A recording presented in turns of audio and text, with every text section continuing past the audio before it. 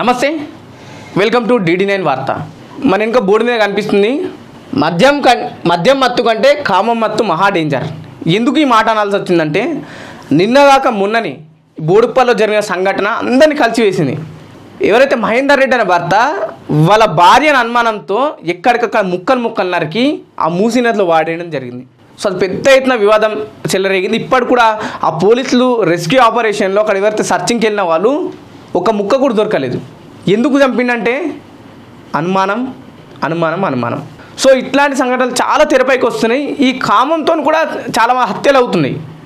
భార్య భర్తని చంపడం, భర్త భార్యని చంపడం, లేకపోతే భార్యతో ఉన్న ప్రియురాలు భార్యని చంపేయడం, లేకపోతే భర్త ప్రియుడితోని భర్తని చంపేయడం.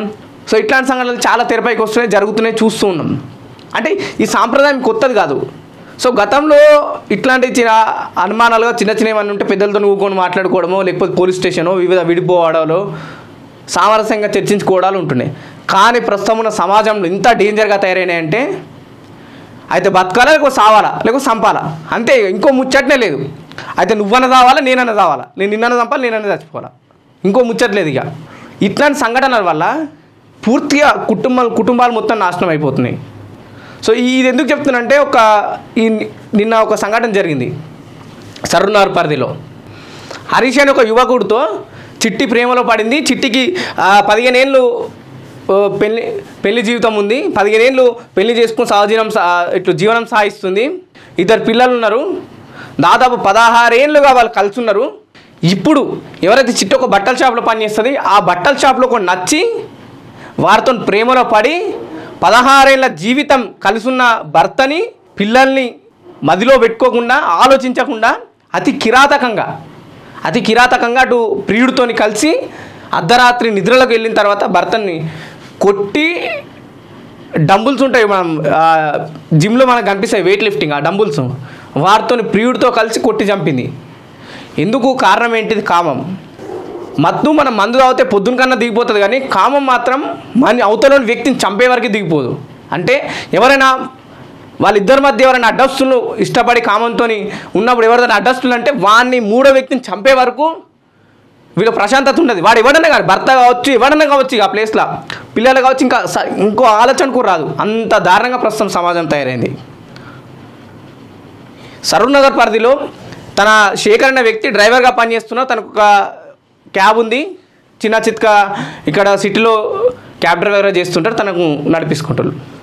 సో అప్పుడప్పుడు డ్రైవర్ కాబట్టి సిటీ అవుట్స్కట్స్ లేక దూర ప్రదేశాలకు వెళ్ళాల్సి వస్తుంది. అప్పుడు తినైతే ఆ చిట్టి హరీష్తో పరిచయం ఏర్పడింది బట్టల షాప్లో పనిచేసేటప్పుడు. సో అక్కడి నుంచి ఆ వివాహేతర సంబంధం కొనసాగుతుంది. కాస్త అది ఎక్కువైపోయింది. ఇది అలా భర్తకు తెలియడం, శేఖర్ అడ్డుకోవడం, ఏంటి సరైన పని కాదు, మనకు పెళ్ళైంది, 2 పిల్లలు ఉన్నారు, సమాజం ఏమనుకుంటుంది, ఇది పద్ధతి కాదను ఇక కామన్గా చిన్న గొడవలైనా అది పెద్ద ఎత్తున అయిపోయింది ఇంట్లో గొడవలు.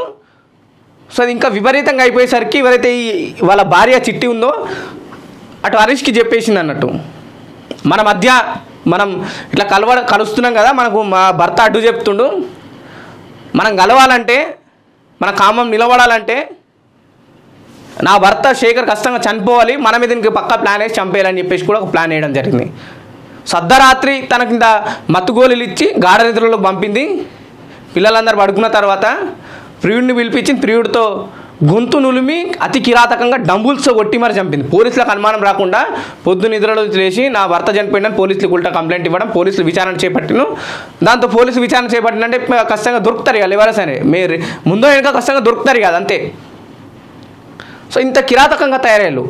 సో నిన్న మన ఇక్కడ బంజారాహిల్స్లో చూస్తే అనుమానంతో ఆదివారం మనం చికెన్ షాప్కి, మటన్ షాప్కి అప్పుడప్పుడు వెళ్తుంటా, మేకని కోడిని నరికినట్టు ఆ కత్తులతోని భార్యని నరికి ముక్కలుగా దొరకకుండా పడేయడం జరిగింది. సో ఇట్లాంటి సందర్భాలు కొనసాగుతున్నాయి, విపరీతంగా అయిపోయినాయి. సో ఎక్కడ మిస్ అవుతుందో తెలియదు. ఎందుకు వాళ్ళంతా కామం ఎందుకు ఎక్కువ అయిపోతుందో తెలియదు, అనుమానం ఎందుకు ఎక్కువ అయిపోతుందో తెలియదు, కానీ సందర్భాలు తెరపైకి వస్తున్నాయి. చాలామంది పెళ్లి చేసుకోవాలంటే భయపడుతున్నారు ఇప్పుడున్న యువత. అరే ఇంత దారుణంగా ఎందుకు తయారవుతుంది అంటే, ఇక్కడ తల్లిదండ్రులు కూడా ఎవరిని ఇప్పుడు అంటే జనరల్గా ఏమవుతుందంటే, గతంలో పెళ్లి చేయాలంటే ఇటేరు తాడాలు అటేరు తాడాలు చూస్తున్నాయి. ప్రస్తుతం ఏంటంటే లవ్ మ్యారేజ్లో ఇంకోటి అయిపోతుంది, సరే బతుకు అందరు మంచిగా ఉంటే మంచిదే కదా అన్నట్టు మాట్లాడుకుంటున్నారు. ప్రస్తుతం అట్లా లేవు. మంచిగా తల్లిదండ్రులతో కొట్లాడి నచ్చినోడితో నుండి పెళ్లి చేసుకున్న తర్వాత కూడా అవతల వ్యక్తి పైన కామం పెరగడం, లేకపోతే అనుమానం పెరగడం, ఇట్లాంటి సందర్భాలు అయ్యేసరికి హత్యలు జరుగుతున్నాయి. ఇప్పుడు చిట్టి విషయంలో కూడా అదే జరిగింది. ఈ హత్య ఎంతవరకు దారితీసిందంటే, సరే భర్త చనిపోవడం వల్ల నువ్వు ఆగమైనావు, నీ పిల్లలు ఆగమైపోయి, కుటుంబం మొత్తం ఆగమైపోయింది. సరే నువ్వు మంచినో అంటే అది కూడా లేదు. అటు నువ్వు ఎవరితో అయితే ప్రేమలో ఉన్నావో, వివాహితర సంబంధం పెట్టుకున్నావు, వాడు కూడా జైలుకి వెళ్ళే పరిస్థితి. అంటే ఒక హత్య, ఒక కామం హత్యకు దారితీసింది, హత్య కుటుంబాలను నాగం చేసింది. సో ఇంత దారుణంగా సమాజం తయారైంది. కొత్తగా ఎవరైతే యువకులు నిజంగా ఎవరిని పెళ్లి చేసుకోవాలో, సమాజం ఎట్టుంటే మనకు కూడా పరిస్థితులు ఎదురవుతాయా? ఎందుకంటే భార్యలు చాలామంది, నేను కేవలం ఒక జెండర్నే నేను కించపరుస్తాను, భర్తలు కావచ్చు భార్యలు కావచ్చు. కొంతవరకు మనం ఇక్కడ అటు నార్త్లో చూస్తున్నాం, అప్పుడు సోషల్ మీడియాలో ఇదే సంఘటన. భార్య వేరేడితోని వివాహితర సంబంధం పెట్టుకోవడం, భర్తని చంపి డ్రమ్ములో సిమెంట్ పోసి పెట్టింది ఆ పిల్లర్ వేసినట్టు. సో ఇంత దారుణంగా విషయాలు తెరపైకి వస్తున్నప్పుడు చాలామంది యువకులు కూడా భయపడారు. ఎందుకు ఇంత డేంజర్గా తయారవుతుంది సమాజం? దీనికి గల ప్రధాన కారణం ఏంటిది? ఎక్కడ లోటు ఉన్నది? సో ఎందుకు దీనిపైన ఒక క్లారిటీకి తెస్తారు? ఎందుకు ఎవరు కౌన్సిలింగ్ ఇస్తలేరు అనే విషయాలు కూడా అంటే చాలామంది డాక్టర్స్ కూడా అడిగినప్పుడు చెప్తుంది ఏంటంటే, ఇది కౌన్సిలింగ్ ఇస్తే ఇది తగ్గిపోతా అంటే అది తప్పది. కౌన్సిలింగ్ ఎంతమంది కానీ ఇస్తావు? ఎందుకంటే సమాజం అన్నాక నీకైనా పెళ్ళి అవుతుంది, నాకైనా పెళ్ళి అవుతుంది, ఎవరికైనా పెళ్ళి కావచ్చు. ప్రతిరోజు వచ్చి నీకు కౌన్సిలింగ్ ఇవ్వడం కరెక్టే. నీ ఇష్టాలు నీవి, ఎవరి ఇష్టాలు వాళ్ళవి. ఎక్కడ ఉందంటే ఎవరి ఆలోచన శక్తి వాడికి ఉండాలా, ఆలోచనలు మారాలి. నాకు పిల్లలు ఉన్నారు, నాకు కుటుంబం ఉన్నది, నాకు ఇన్ని పరిమితులు నేను ఒక విధానంతో ముందుకెళ్తే తప్ప, లేకుంటే నా ఇష్టం వచ్చిన ఇష్టపడతా, లేకపోతే కామంతో ఇంకోటితో పోతా అంటే అటు ఉన్నోడితో పోతుంది, ఇటు చేసుకున్నోడు పోతాడు. 16 ఏళ్ళ జీవితం ఒక్కసారిగా కాలిపోయింది. 16 ఏళ్ళ జీవితం, పెళ్లి జీవితం. పిల్లలు రోడ్డు మీద పడ్డారు. తినని సమాజం ఇంకోలా చూస్తుంది. పిల్లల్ని కూడా ఎవడు పట్టించుకోడు. సరే వాడు ఉన్నోడంటే వాడే ప్రధాన హత్య కారకుడు కాబట్టి వాడిని కూడా ఇరికిచ్చింది. సో ఇన్ని అనార్థాలు జరుగుతున్నాయి ఒక్క హత్య వల్ల, ఒక అనుమానం లేదంటే ఇట్లాంటి వివాహితర సంబంధాల వల్ల. సో చాలామంది ఉలిక్కి పడుతులు, భయపడుతులు కూడా. దీనికి ఎక్కడ సొల్యూషన్ అంటే సొల్యూషన్ ఎక్కడ దొరకట్లేదు.